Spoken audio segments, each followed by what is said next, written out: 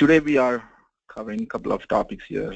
It's like the first thing is actually everybody are here to know about Cucumber. I know. So Cucumber, I would like to know before moving on, like anybody heard of Cucumber? What do you think of Cucumber in your own words? I mean, I know it could be vague, but just let me know what you know about Cucumber.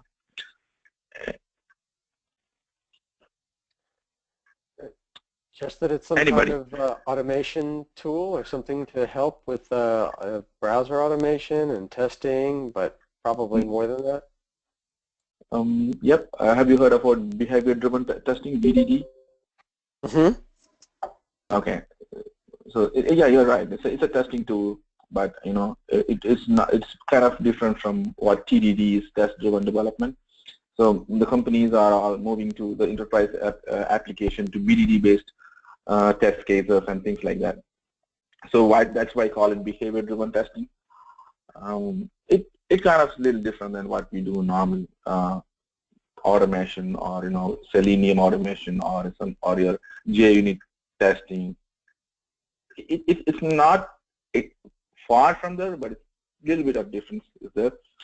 So that's what it is. So next thing is introduction to a language called Gherkin. That's what Cucumber use. If you you need to have Cucumber scripts that should be written in Gherkin's language. That's one topic we're going to cover. Other one is writing BDD test case for REST APIs. The whole goal here is to test some REST API. So anybody, you are all familiar with REST API? You heard of how that REST APIs are? Like, how you interact with REST APIs now? Yes. Okay. The REST is something like an API which you can call it. It's normal web-based call, but you're not getting all the web pages and all those stuff. But it will be like you get only the response back in the body, only the data what we need. It's not the whole page, or it's not the page-based thing. It's like a database stuff. So according to your call, you have some protocols to call. So if you call according to the protocol, you get the response back to you. So this has been widely used these days, so that the integration between systems and all been very much using a REST API calls. So if you want to expose your data to a different system, you can even do the REST API. You might have heard about SOAP API. Now it's something like a web service it is. So we kind of, if you want to create your cloud systems and all, you might be using a REST APIs a lot. Another one is Spring and Cucumber integration. So if you guys, because we are mostly dealing on Java-based stuff here, so we're utilizing more Spring. So Spring is a framework, or it's an ecosystem built in Java. So it has a lot of modules. So for example, Spring MVC, Spring Boot. There are many of the stuff. So this is what we are doing here. It is Spring Cucumber integration, how to use Cucumber with a Spring application. And another one is run a Cucumber test with a Maven build. Maven is a build tool. Any of you guys familiar with Maven? Yeah. At least heard of. Yeah. Can you just tell me what Maven is? It's fine if you didn't know it. That's fine. But I'm going to explain. But just know how you know about Maven. What you use in Maven in your application. Maven's the easy way to get all of your dependencies downloaded for your project. At least that's what I use. Very good. Yep, that's very good. A good answer. Maven is it's a tool where we can download the dependencies. Previously, Java used to build with Ant. Ant is called another neat tool which is used to build many applications together. So now, instead of this tedious process, so this we came up with something like a Maven. It's a Maven help us to bring the dependencies down to your application using a repository-based concepts.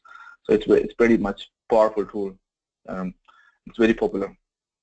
And the next one is runs the test in Jenkins. So Jenkins is a continuous integration tool where we can plug in many. It's like a tool where we can do many stuff in Jenkins. Jenkins again a very popular, powerful tool. It's very handy. You can use it for building your application, sending emails. You can even develop stuff in Jenkins. So it's very powerful. It's getting along well. So let's jump into. So all of you are mostly what you all are QAs, or it's like you are developers. So how many of you are developers here? I know Tony, you said he'll do whatever comes in his way. So he's the one developer I know. Anybody else dealt with Java code or writing scripts or something like that? Yeah, I have. Nobody? Who is Pravina? Okay, Pravina, you have experience in writing Java code, right? Yeah.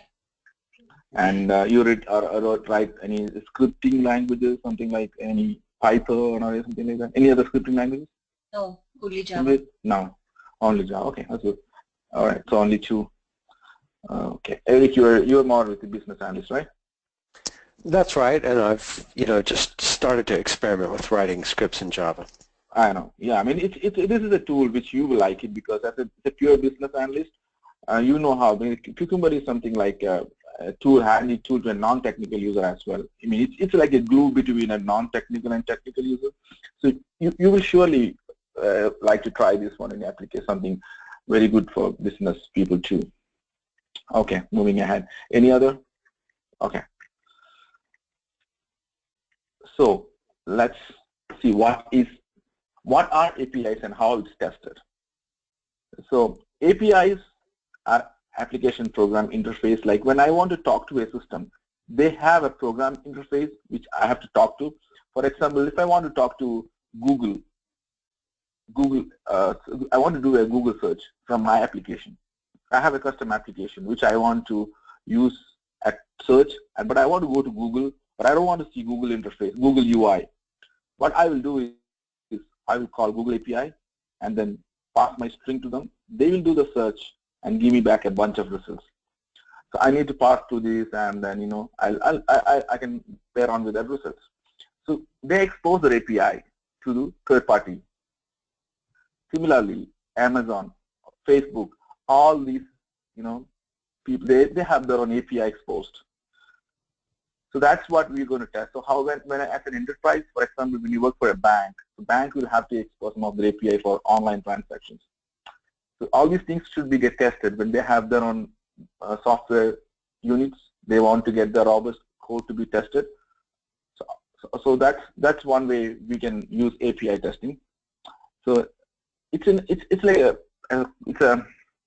specification that like a software programs can follow to communicate with each other. Like I have my own system and I want to talk to a totally different system. So there you talk using APIs. So that's all APIs. And it is getting tested by doing the following. For example, if I have some bullet points like send calls command to the APIs, you can say commands to the APIs, and then APIs will do only they are looking for a specific notation what you pass to the API. Once they get a command from you, they'll do it and they give back the result. It's like in and out. You give something, you get something back. Sometimes if they didn't like it, okay, you're not a valid user.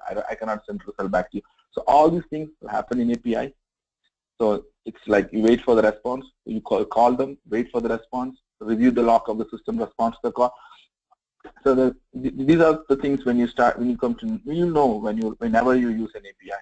So, but we need to get this tested in the development phase. So next one is the common HTTP request method. So when it comes to REST has different type of request methods. So I'm not talking more about REST and the HTTP request. So for example, I'm just showing you a GET request. Probably you might have all familiar with a GET request. In a HTML world, you always get something from a server. So the very easy way to get stuff is a GET. GET is like not a safe call. You just call them, it gives you a response back. You don't need a validation, authentication, and things like that. Just call them, you give back, because everything is going through on the URL based. So that's pretty much a very plain call. So that's what I've been just put. I thought just like an example code here. It's a small way to write a small code snippet to create a REST API. So if you look at this one, I'm getting a response back from in a REST service. So I'm getting back a customer object. If you see public customer get employee, I want to get an employee information. I call this URL. If you see the first line, the request mapping, the request method is get, value is a customer. That's a URL. The customer is a URL mapping to this method. If I call this URL, I'll get the response saying that a new customer object is return back to me.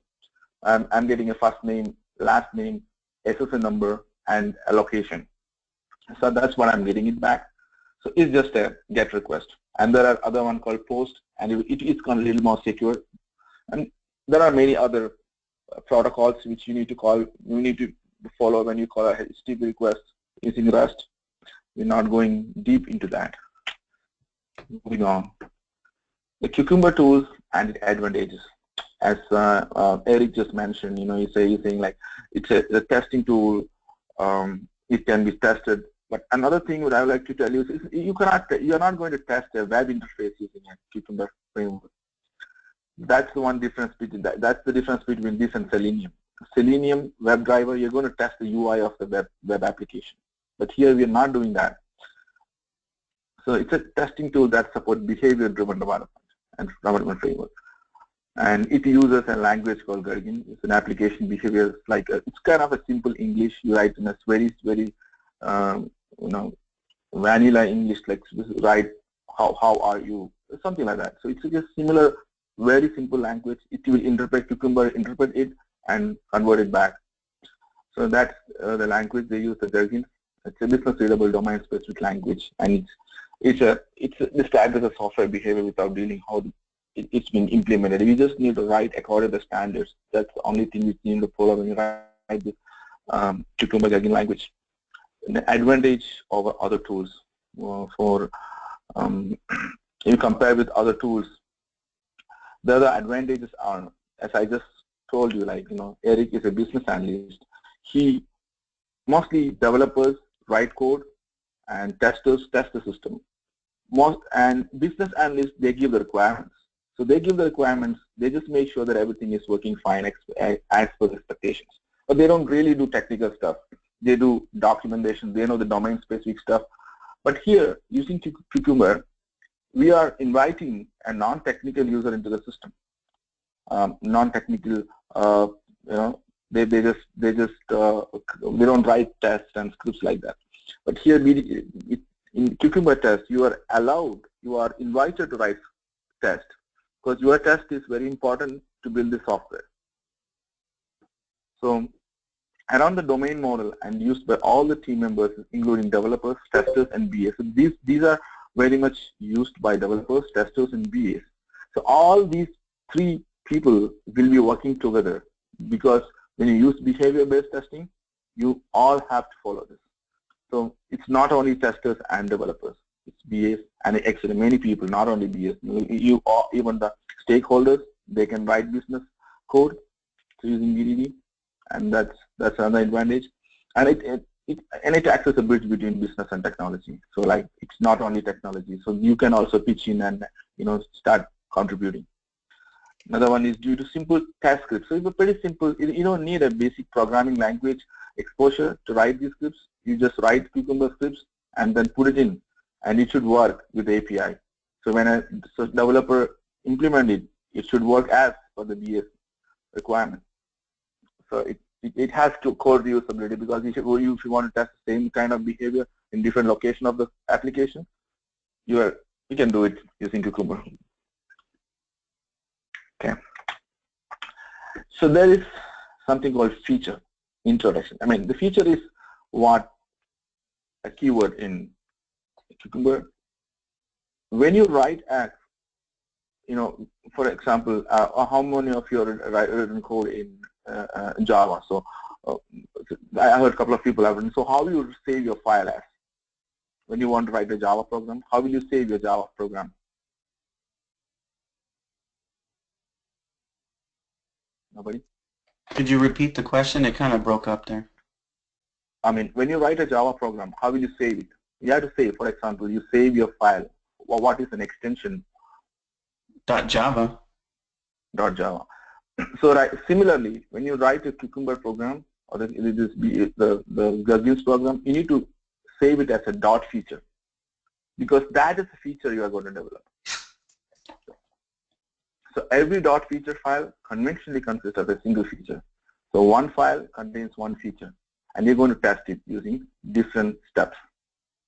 So a file in which we store features, descriptions, about the features and scenarios to be tested is known as a feature file. So everything for the feature we're going to include into this file, and that is the whole thing which we are going to send it to the development team once the BA can write the whole feature file.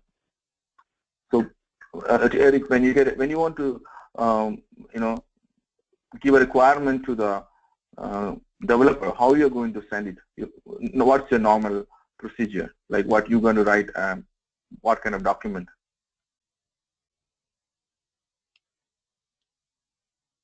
Eric, you there?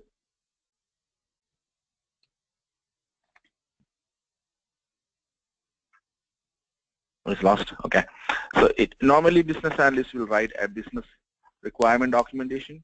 So they write a whole big documentation and send it across, because they get the whole information from the business owner. They'll send, I need to build this one. I need this software functionality in my application. So they will give it to a business analyst. He will go and find, okay, this is what I'm going to do. I will write all these steps and send it to a developer. Once the business user approves it, the developer will start working on it. So the same case, you can write the whole feature in this file, and that is basically plug and play. It can work along with the code. Otherwise, we're going to reject it. So every scenario consists of a list of steps. And when it comes to write a feature file, so these are all the keywords and annotations. It's like given, when, then, but, or and. So pretty much simple English, and this is how a feature file will look like. You start the feature, and you can name it as anything. Like this is like, for example, I put it as serve coffee. So that's a feature you're expecting to be done. So the next 3 lines, like the coffee should be served until, these are all the description of this feature. So this description can be anything. You can just put anything like that. On that block of lines, you just put it whatever you wanted to. But when it comes to scenario, that's what you're going to develop. The feature is a description, and scenario is what you're going to test and develop. So just saying the buy a last coffee. So what are the options you have? So given there are 1 coffee left in the machine. What you're saying is there is only 1 coffee left in the machine, and you have deposited $1. When I press the coffee button, so you have 1, then I should be served a coffee. This is the requirement, and this is what it should be behaving. But it's pretty much simple English. You don't need any much knowledge to programming knowledge to write this file, but you need to follow some conventions. That's all it is.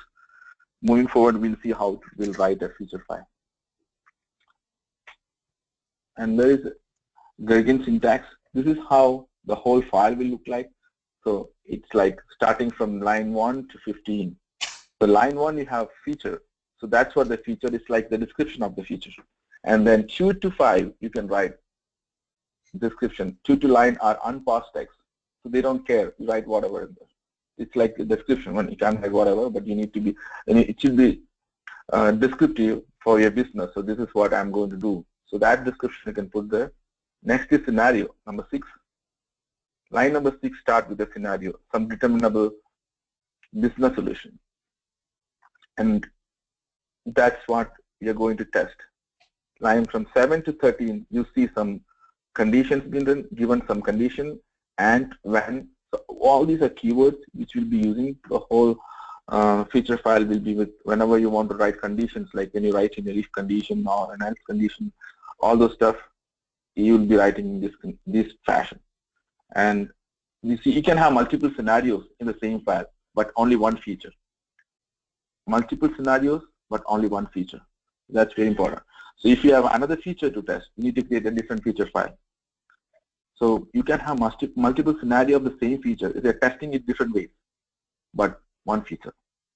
And that's all it is. It's very simple. If you do a couple of times, you will be okay with it. And now we'll go and see how a software lifecycle is generally, how you get requirements, how you develop it. You get the requirement from a business, and the business unit will send the requirement to the business analyst. He'll be reading it. If you think it's feasible, it's going to start writing the documentation, how I'm going to, how this product should be. So business analysts usually they know how the specification documents and requirement documents and all those things, they'll get validated. They'll write the documents, send it to a development team.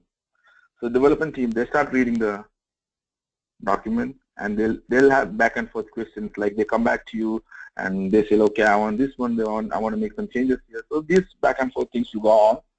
And once the developers think like, I have really done it, I have to send it to a testing team.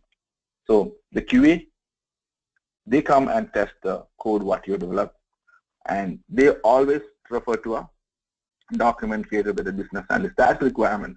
So QA will always read the requirement, and then they'll test the software. Once QA feel like, okay, this is the software which I'm going to release to the users, looks good, it's pretty solid, okay, let's go and release to production. So these are live release, so it's going to production now. So it's been released. So this is a way a software get out of a business, and that's how the users will use it. But in this scenario, the whole scenario, can anybody tell where we can use Cucumber?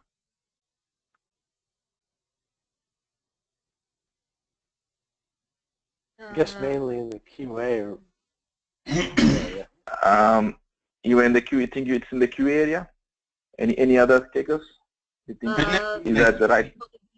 After development, when released. Software development, okay.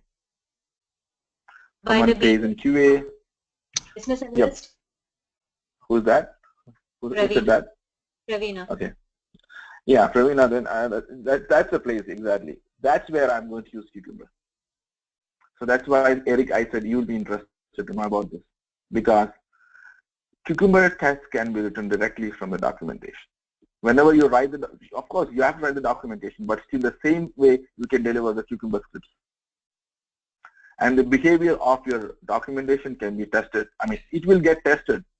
You're right. In other way, you're right, Eric, because this will get executed in a QA or an automation phase.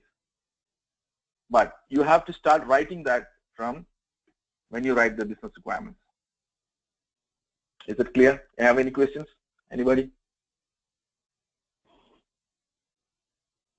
So as far as writing these things for or prior to the full documentation, is this more so to get an understanding of what's currently in use, so you have a better feel for what the expectation is when the program is either enhanced or converted to a new language or a new web interface or something like that? Exactly. So you think like when you write, you're thinking like when I write this Cucumber script and probably either language got changed for ongoing forward. So that's what your question is? No, what I mean was like, well, I guess you can say that to use it more so because you said it's behavior driven. So could this be used if it's a brand new product, or would this better be suited for someone coming into an existing product that they're going to either enhance or tweak? I got it. Okay. So you're asking like an existing product, we write behavior testing. Of course you can do it, but it's like a little bit of reverse engineering you need to do here, because the product is already built. But you're going to plug this stuff into a phase where this was initially thought about. Like that's a phase we are going to think about the product, the exact on the documentation phase. But you can do it, and we have the Cucumber has support on different programming languages like .NET or Scala. They have a support from JavaScript. They have support on Java. So it supports multiple languages. But yes, we can do testing on backward compatible. Like if you already built your software, still you can write script and you can put it in. But if you already implemented Cucumber, going forward is changing the language, of course that also useful. It's reusable, because a Java application been converted to a .NET application. We can still use the .feature file there, because they all support the same kind of scenarios and the test cases. So it can be reused. Did I answer your question? Yeah. All right. Okay. So moving on. Yeah. At this level, it is basically like test plans are written like test plans. So the actual automation scripts would be added to this. How would that work? Automation comes when the software is built. Yes. Until then, you can't automate it. Like once your code is built and you start functioning, you want to automate it. There are two, like when you can test your code when you develop it. That's called test-driven development. Probably, if you might have heard about it, Java world, they call JUnit or test-ng. You can really write a block of code to test a block of code, right? So that can happen only when you start delivering your code. When I deliver my code, I need to deliver it with a testable code. So that's test-driven development. But your question is like when you're going to test your automation, then it's like once the software is built, we start pushing the code to a QA area. That's where your automation comes into picture, right? Yes, but how does Cucumber connect to the automation scripts is my question. Yes, a good question. Like Cucumber can be plugged into, your automation comes when there is an automation system is there. For example, Selenium. Selenium need a system to run, or it needs somebody to run it, right? Yeah. You wrote your Selenium script, for example, script 1, script 2, script 3, but who will run it? Either you have to run it manually or you need to run a system to run it. For example, you can every day morning go and start your Selenium script by your own, but that's a manual intervention. We don't want that. We use Jenkins. Jenkins can automate this stuff. So whenever we are getting there, actually, it's a good question. Next thing is you're getting there. So what I'm understanding is this actually you can link all your test-ng like the framework to Cucumber so that it executes it after the development. After the development, that's what it should be, right? Because the business analyst or somebody who give you the requirement, they are writing the script, and this script should run exactly well with the API. So it's like this: you are buying clothes for a baby which is not yet come out, So it's like it's something like that. So everything is getting prepared before it's being delivered. So that's something like a baby shower, right? Oh yeah, I understand. Yeah. So it's similar. So you see how that's getting along. So next slide is a behavior-driven development to API testing. How the same question was asked. So here comes the developer. What he's going to do? He's going to develop the code which the business analyst give it to him. He gave the whole bunch of requirements, and he gave him the all the Cucumber scripts and everything. So once you start coding, you need to push this code into a version controller. For example, GitHub. I took GitHub here. It's pretty popular. Everybody knows about it. So he's going to push his code to GitHub. Every day, by end of the day, he's going to push his code. Whatever logic is written, he's going to push it. Hello? Question? Okay, I heard something. So we're going to push his code into GitHub every day. So next step is this code need to be built. Here comes Jenkins. Jenkins will pick the code. Whenever the developer check the codes into GitHub, the Jenkins system will pick the code from GitHub and start doing a build. For build, he needs an assistant. He will make use of Maven. Maven is a build tool. I think I spoke that before, right? About Maven. So it's a build tool in Java ecosystem. It can manage dependencies, different plugins if you use, because every application uses different plugins, freewares and even paid plugins and all those stuff. But Maven is a place where you can go and tell, like, give me this plugin, give me that plugin. Maven can provide you that. If it is in his repository, he will just give it. It's like a shop. You go and ask, you just tell him the ID. I'm giving you the product. So it's like a build ecosystem. It's pretty much powerful. It's very nice. If you start using it, you will love it. And what Maven does is Maven will build the code, and the next step is your Cucumber and Selenium test. So Maven will run the Selenium, Cucumber, yes, JUnit. All these tests will be start executing when Jenkins will ask Apache Maven to, okay, go and run this test on this code. Because just now a developer checked in a code. I saw there is a check-in. I want to make sure that this is a good software. So he'll run all this stuff every day, every minute. Whenever you check in, there will be a test. It will test. If you didn't like it, your software will be rejected. Then the developer will be notified, and you'll come to know. So the software need to be changed. So go and change it. It's an automation system. And then once if you like it, it's going to publish to the world. Okay, there is some software developed by a developer, and it's a very good one. Go and use it. And any quiz? Now it's QA. Any questions, answers?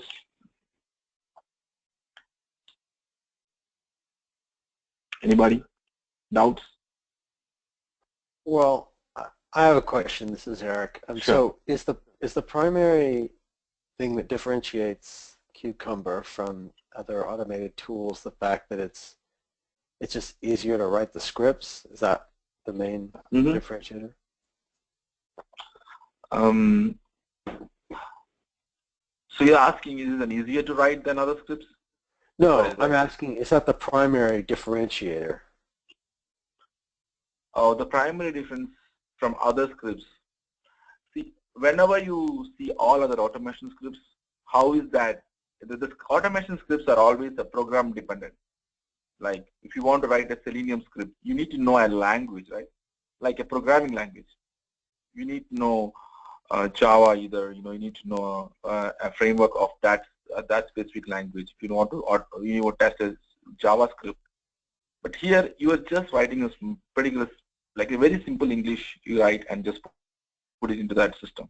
That means, but you need to follow conventions because it has been picked by that framework. The framework will pick your code, your script, and then it'll execute one by one.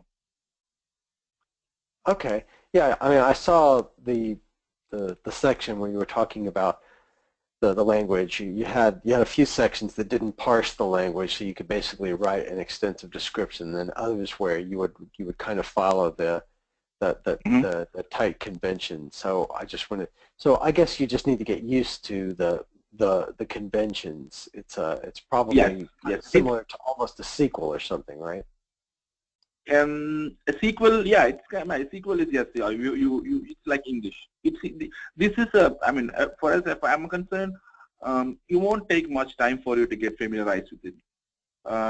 That's why it's getting popular. You need to break your head a lot to write some some features or things like that. I've seen it one of the very simple language, but as you said, you need to get familiarized. Maybe if you write 10 to 15 feature files, you'll be on it. Okay, cool. I mean, I would always recommend for you to use it because since you are a business analyst, you can make use of it. Just go and read some documentation. It's pretty much there. Yep. Yeah, it sounds good. I just yeah. You answered my question. Thank you. No problem. Any questions? You all good? Yeah, I'm good. No. All right. Okay. So actually, I just thought of one, and this is probably I should have asked before. So the setup of Cucumber and this Gherkin stuff, is it something like I'm assuming this is open source as well? Yes, it is. So you just go and download it and set it up in a folder. Do you have to have like a specific folder or location? And when you create the scripts, do you? We're going there. Do you typically we're going to do a in how do you say the workspace or something, or do they just save them somewhere and it's just ran through Jenkins or something whenever you guys upload or submit new code? Yeah, you're right. I'm going to answer your question in a couple of steps, but we're going to do a hands-on right now. Okay. Yep. You think everyone interested to do a hands-on, or it's like, okay. Sure. So I was showing you some slide before, like our developer checks in the code, So I'm going to go back to my Eclipse. So I have a small project here which I set it up. It's a Spring application. And I created a small API here. That I think I showed that in the slide. So it's called a Spring REST API because in Java world with annotations we can create REST controllers and all pretty much easier using Spring framework. Not getting deep into that, but this is how it is created. And this is a small method which returns a customer information. You know, I just named it get employee, but it's actually customer. It's like a typo. It should be a get customer. That should be renamed as a get customer. So if you're getting a customer information back from a call, so that's an API call. You're getting a data back. So I'm just hard coding it because I'm not connected to a database right now. So I'm just hard coding it and returning back. And this is a customer object which has all these properties: first name, last name, SSN, and location. And this is Spring-based Spring Boot application. So you need to configure a Spring Boot application this way. I'm not getting deep into that, which is just letting you guys know that's what it is. And coming back to Tony's question, he was asking how these are configured or no. Let's see a Maven configuration file called a form.xml. Maven is a build tool. It requires a form.xml to understand your plugin. So whenever I need a new plugin, I will tell Maven I need this dependency. So this is an XML file. You can tell Maven a dependency is being introduced. Can you bring that for me? Maven will go and get it from his repository and put it in your local machine. So for Cucumber, these are all the dependencies it requires. This is the core Cucumber framework, which is they support Java, so they have written this plugin in Java. So this is Cucumber version. Cucumber Java is something like a conversion. That's the conversion happens. Core is the engine, and this is the Cucumber JVM, and this is Cucumber JUnit. These are all things work hand in hand together.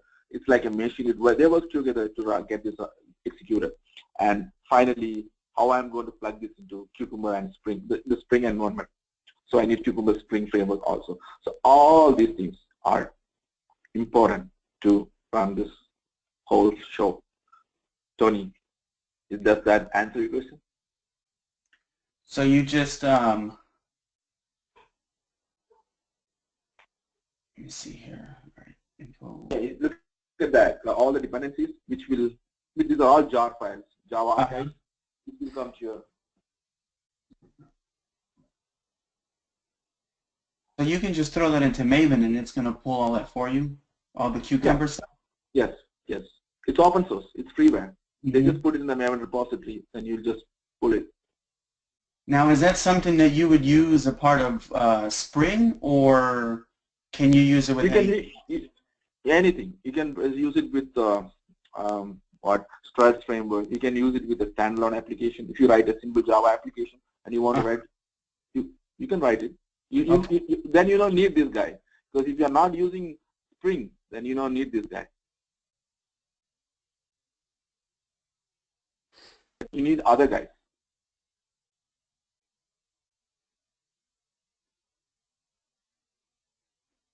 All right, makes sense. Okay. Let's see how we can write a small test case. Before that, this is the important thing. This is a feature file. See? Eric, it's for you. So see how simple it is to test. So let me run this API for you first. Okay, I'm going to run this. Okay, I'm going to write it as a Spring Boot app.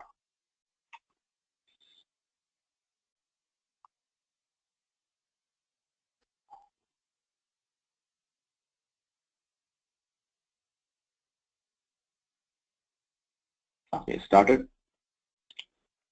Okay. Host.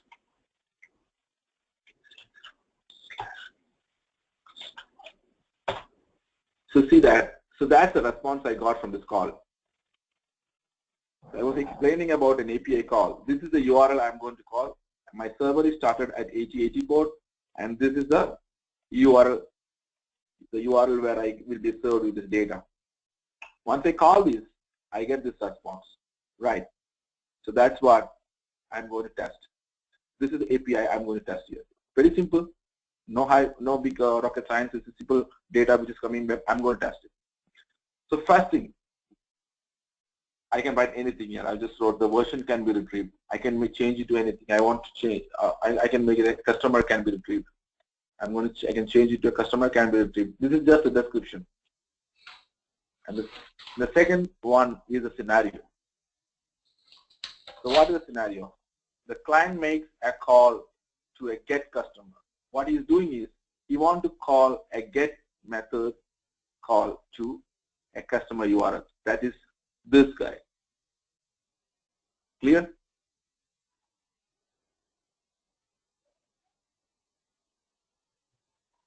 So this line specifically says I'm going to make a call, get call. So this is another keyword which you need to use when. So that's the next first step, the step number one. After the scenario, you're going to write your step when the client calls / customer. So this is where very important. You have to pay attention here. The client calls / customer. So you're going to call this customer API. Then the employee receives a status code of 200. So REST APIs, when you call, they give you a lot of status codes. If you like it, you say, okay, success, 200, and there are a number of codes it returns, 500, 404, many of them. So I'm expecting it to be good, and it should be working. For that, I need 200. If I get 200, okay, the API call is good. And the response should contain what? This guy. This is what I'm expecting from them. If you look at it, look at that. This is what I'm getting. It's all similar. Clear? Questions?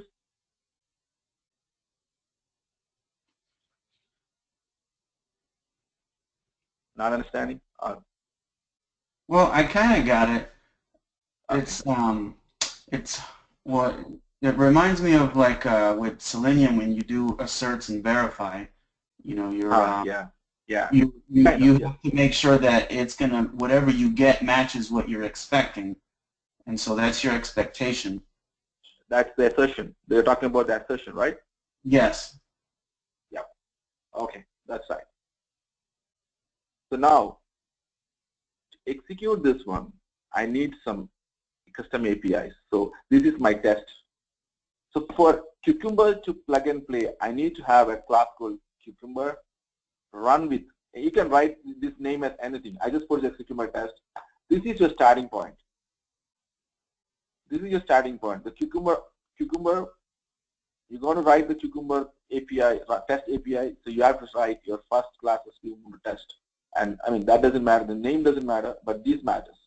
So you have to run with the Cucumber class. This is coming from, you see this? This is coming from this framework. So which is basically the Maven bought this us for. Like it pulled this dependency down to us. And again, this is a JUnit run with.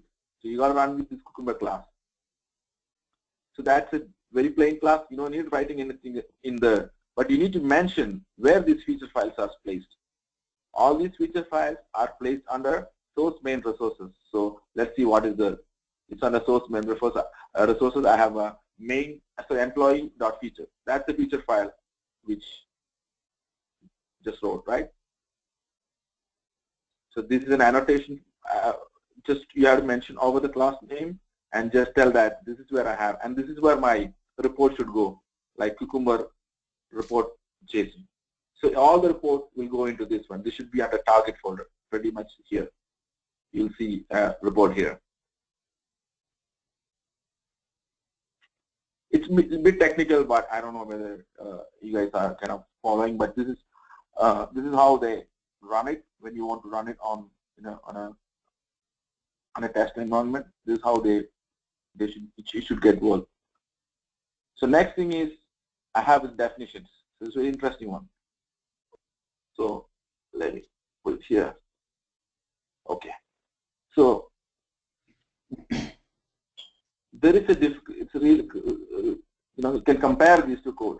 For example, a business analyst wrote this code, when he got the feature. Okay. Now you have a tester, a developer have to implement this in the Cucumber, Java implementation. So it can be implemented either in Java, .NET, or whatever Cucumber supports. But now since this is in a Java application, you have to write test cases like this. So these are the steps. The same like what you see here. When, then, and. You see when, then, and. These are what you have to scribble down on the method. So it will run one by one. So what is the first one? The client calls customer and then you put $1. When the client calls customer, the dollar means that end. So it's end of it. So what do you want? The first one is to call this URL. So that's the URL which I showed you. See, it's going to return this message back. You will get this message back. The first step is to execute this. And what is the second step? The employee receives status code of what? So this is a parsing. It is going to parse this line because you put this symbol like a parenthesis, /D plus and $1. So that means I have to grab this value from the feature file. That's this one. Questions? So this guy is basically it will go and read this file. This class is going and execute, it's kind of passing this, the whole feature file. Make sense? So in essence, you need both the Cucumber and you have to have a developer or QA develop the Java side Yes. test. Yes.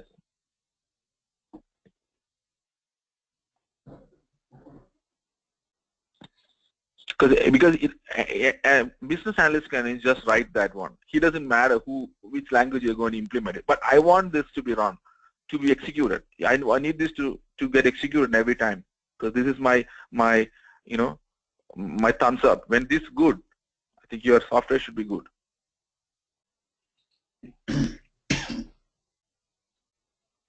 So there is a difference. So do you think there is a difference from BDD and TDD now?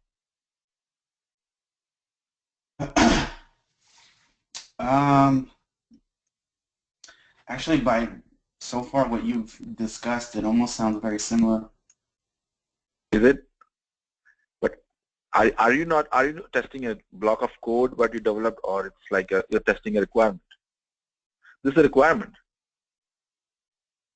So And the this is testing is being written as a feature file, which actually you do manual testing also. But we are implementing the Java test automation. Like basically, we are writing the automation script for the business requirement. The feature file has been written for. Yes. I think this is similar. I think you have a Java background, right?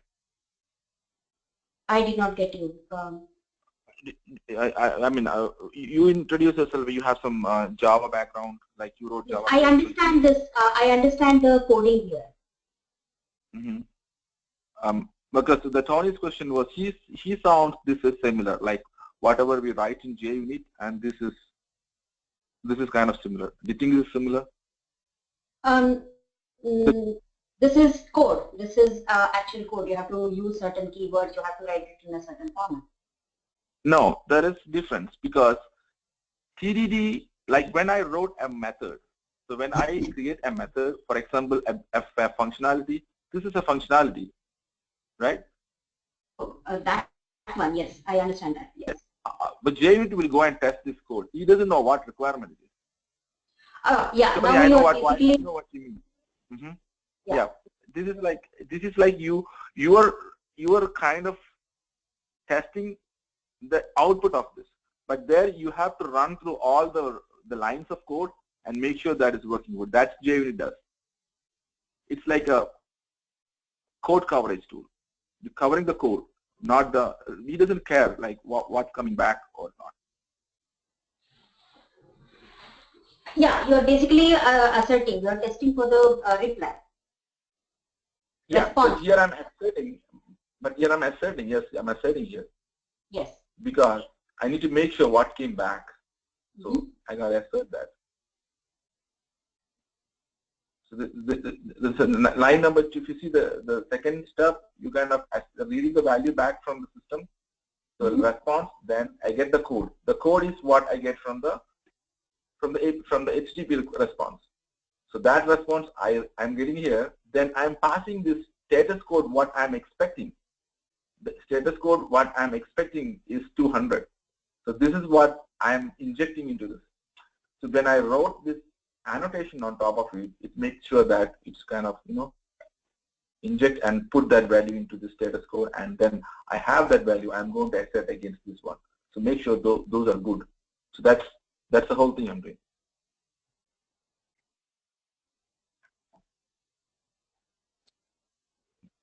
It looks very complex. No, I understood this. I mean, I don't have. Yeah. So Tony, do you understand what it is? Like, I know where you're going to, because you said like similar to JUnit, because you do assertion and all those things. Because this can be tested with live. The JUnit you cannot go and test in the live system because it's code testing another code. This is code testing in API. Because if you have database values, you're going to test it live. If you change your Cucumber script to get the real values, it will run fine. I'll show you that. So just to I guess get it in my terms, Okay. test development or driven development is more so, is it to just test the code and whatnot? Yes. BDD is making sure that the requirements of what's expected happens in the overall like process of it, not just based on the code, but based on how the feature or whatever is doing. Yeah, because we are more, because they are testing the behavior of the code. The behavior is basically what you get. That's how the behavior is. You're not testing the quality. Quality is, I don't care the quality, but I care the behavior. That's how it is. So Selenium is another way of testing a behavior, because that's a web-based interface and all those things you can test. I think that's probably why I thought that they were very similar. Correct. Yeah, I know. But the thing is, there is slight difference, because you will never involve a business analyst here, because Eric has written the code, for example. I'm saying he wrote this code. The cucumbers. The cucumber code, the feature code. The feature code is written by a business analyst, and it's working well with the Java code, which is been called the test scripts. When it runs, I'll show you how that runs in an environment. And second, the last and final, you're going to get this response. He's expecting this response, and that's what we are asserting it here. Okay, so we get this value read from here, and he's going to get the response body from the API call, and we'll assert it here. So let me show you how that works. Let me stop this one, and we go to Jenkins and run it.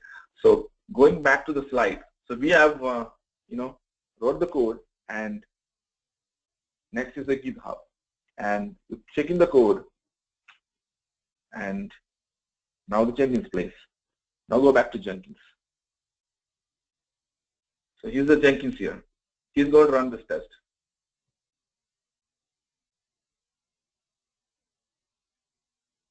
I'm going to do a build for Jenkins. He's executing this. We'll see what is there in the console output. They're running the test now.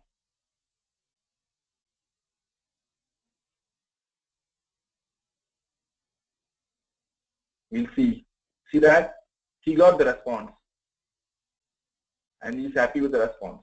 So that whole 3 steps got executed. One scenario, 3 steps, which is the feature file implementation, and the result is, we can have pretty much a different type of reports, but this is a plain report. I'm just putting it directly on the console. So this is what the output is. For now, for example, I want to make this fail. So what I'm going to do is, the requirement, the guy, the developer went and changed this stuff.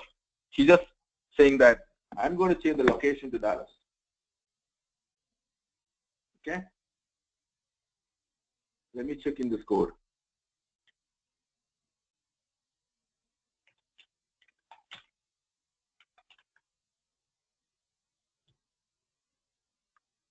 Okay, I pushed it in. Now if I run this test again, what happens? It should fail. That's what is expected.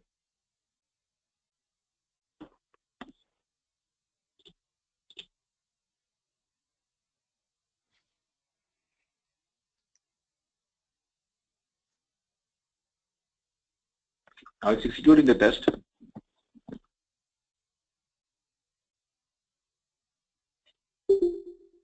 It failed. Why?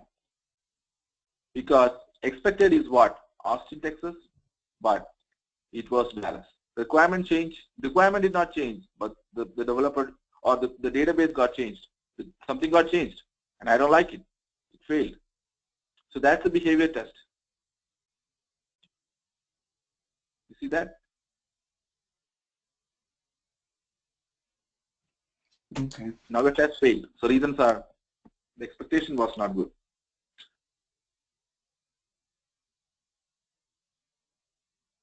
Make sense? Yeah, and then where did you change that again? That was in the Cucumber script? Yeah, I changed it in the API. I changed it Dallas. Okay. So what is the feature file? Oh, okay, okay. If I put this in the feature file, here it is Austin. So the code is returning, the actual implementation API is returning me Dallas. But okay, so the expectation was different. Yeah, if I want to make this work, I'm going to make this Dallas. And now I'm going to check in this code.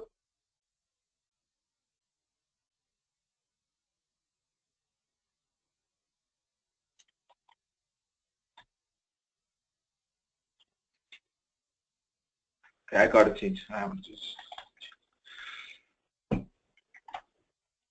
I push this.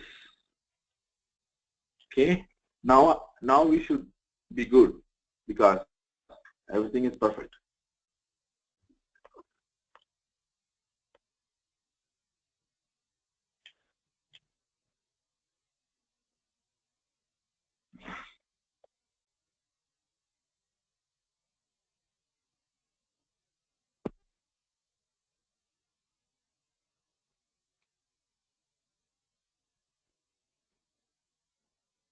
See that?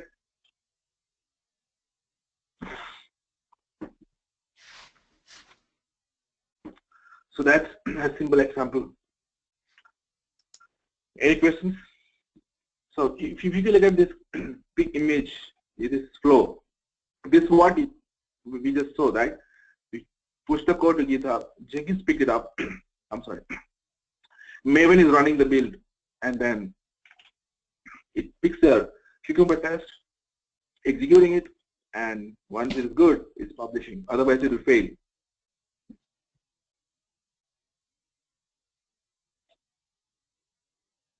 Okay, so that's all in the small demo.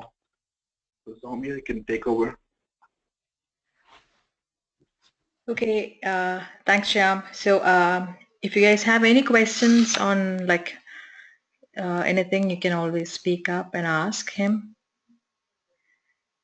I did have a random question.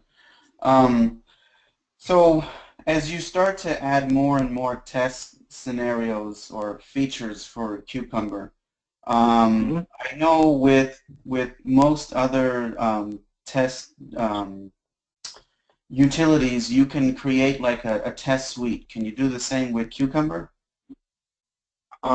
You mean like yes, you can, because test suites, like when you create like a test case, right? For example, I know what you're talking about. It should be something like you write a test suite here, in here. Like for example, it will be run by JUnit. So you can do that. But here, when you want to run it in a framework, but this is a kind of a test suite itself. It's similar to your your test suite, like in JUnit. These are all the steps you need to follow. But you can run it through JUnit. So this is what you see. See, if you look at the, see, this is your JUnit is going to run this. So JUnit is running not like the way you used to run your code. It's like it's picking it up as a as a Cucumber class. You have to run with. So this is a different concept. Run with is an integration test. You can run the Cucumber class along with these scripts. So these scripts, the feature files are available here. Then you cannot really compare that JUnit test suites and here, but here test suites are different. It's like this. It's like your test cases, the steps. You got it? Well, what I was wondering is, could you, let's say on a build, have, let's say, 7 specific features run every time it builds, because you're specifically looking, let's say, for certain things on an iteration or something like that. So you have 7. Instead of running all of the different tests that you have every time a build is submitted, let's say you could pick and choose which test cases to run. Oh, you're saying like, okay, it's like an integration test. You want to run one by one, right? Yeah, but like, let's say sequentially, but let's say 5 instead of 1. Instead of going to let's say the Jenkins and clicking on each specific one you want. Let's say you have a group of 5 that you want to run every time you click on the build button, and it'll run those specific scenarios, but sequentially. I mean, you want to run one by one. The features should be tested one by one. That's what I'm saying. Yeah, right? yeah, but sequentially, like instead of you clicking each feature one by one for all 5 of them, you click one button and it'll run 5 features, but one at a time. Because one feature is 5 steps. So look at this file. So one feature is this kind of, we have 3 steps here, right? Mm-hmm. So this feature file has one scenario. You can have multiple scenarios. So it will run all together. You want to run one at a time, right? The different scenarios, right now, like the different scenarios. You can have a different scenario, yes. You want to run the scenario number 2, then you need to include a different class which will run a different scenario.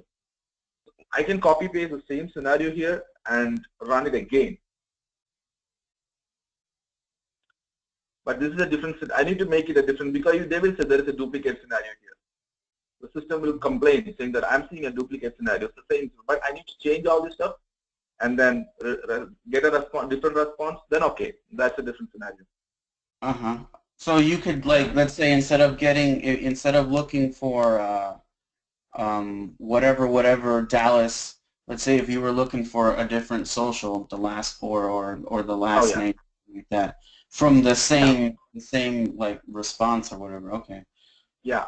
Yeah. Is there a keyword that would separate the 2, or is it just scenario being different? This is just a string. You don't care what response, but you have to call it different, like with the parameter customer with the customer ID. So ID equal to some 2 3 1 2 3 4. So I'm going to pass that and get a specific customer. So you're going to test in different ways. So if you are doing the same copy paste, you say that okay, I'm finding the same test case over there, so I don't want to run that again. Mm. Yeah. It's not you are testing your feature when you develop it. When you develop it, and you're not. That's what I'm saying. It's the difference between TDD and BDD. TDD is like you're going to run it immediately. You code it, run the block of code, and execute that one. Test your code. It's good. Check it in. But when these guys working together, so when it's like end-to-end testing. It's not like a standalone. But you can write standalone tests for your learning purpose. When it comes to an enterprise application, you need to be end-to-end. Okay. Okay.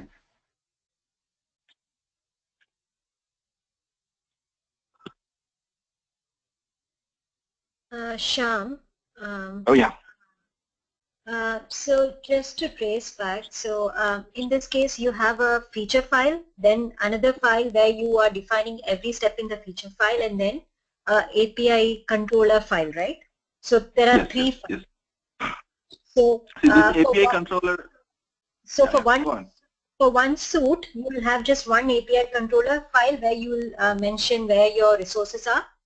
So like I can create a same API controller with different methods with different URLs. That doesn't matter how much API you're testing. It has no control. Is okay. If you're asking different API can be tested using different scripts. That's why the question. Yeah. So so within this single class file, you can have multiple. You can have calls for multiple URLs. Is it? You can. Yes.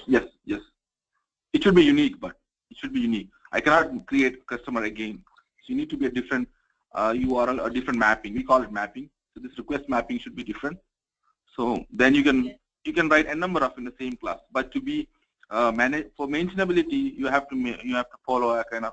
If you are calling a customer API, you write in a customer controller. If you are writing a payment controller, right? I mean payment API, write in a payment controller. So you just need to categorize. It's like a packaging.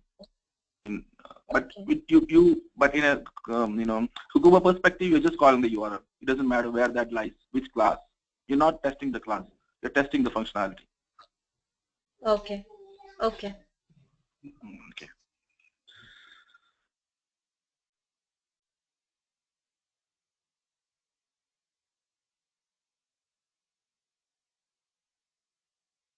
So we have few questions in the chat from Brist. So do you want to speak up? I can talk, but she's audible. So no, she's asking about can use any documentation of a software like yes, it can use any documentation of a software lifecycle. I mean documentation in the sense if you ask what documentation, you need to follow that language specification. Like when you want to convert your documentation to a script, you have to follow the same Gargin's language conventions. So it's a similar way. And when do you know a test case is candidate for Cucumber? When we know it is when a feature is being identified. Like I want to have a feature called a login feature. So that is a feature which I am going to write in the Cucumber. Like when I enter username and password, I am going to get a response being that either it's good or bad. So that's what the test case is. So you can start writing a test case when a feature is identified. So this would be pretty useful for like application requests to like enhance or tweak current systems? Yes. Okay.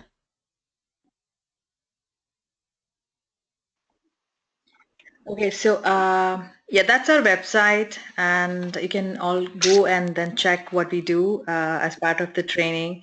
So we have this practical batch which is starting next week, which would cover the topics, the life cycle which she had just mentioned in the previous slide, from creating from the basic to the requirement till you have a real project. So we are trying to develop that. And we're always looking forward for anybody who wants to join us and contribute for our offline projects and to be with us. So you can always write to me at info@qatrainingandplacement.com, and any questions or anything you can always go ahead and then shoot a mail. So that's it for today, and we are also planning to have hands-on in depth of the API testing if Shyam wants to highlight that, but I would be posting the event sometime in the coming weeks, and I would send out an email to everybody whoever has joined and who has wanted to take part, and you can register if you are interested. It would be like a 2.5 hour session where we go over like Shyam, do you have anything to add on to that, like what we are planning? Yeah, I mean, yeah, I'm kind of because if you want to do touch write code, and this is basically a demo. It's like most of them are step data. When you want to deal with the real data and how whole thing, like you have different actors like business analyst, developer, tester, all those things plug and play. It's like doing a high-end project. Like maybe you're like something similar to what we do in your office. So that's what I'm actually looking for. You need to register, and then we'll go from there. We need to have some software installed in yours, like an editor, IDE, and all those things. I'll send the requirements, and you can download it from internet. Most of them are freewares. If you're interested, let us know. we can work together. And this will be pretty much more high level development strategies and everything. So it will be all tested softwares you're going to deliver. So it's kind of an experience you're going to gain. How to do the QA automation, do the BDD based testing, test-driven development, Selenium testing. Everything will just plug and play. So that's what I'm planning for. Guys interested, let us know. All right, so it was great, and thank you everybody, and we appreciate you being here. See you all again next time. Thank you. Thanks everybody. Thank you. Thank you. Thank you. Have a good one. Thank you. Bye. Thank you.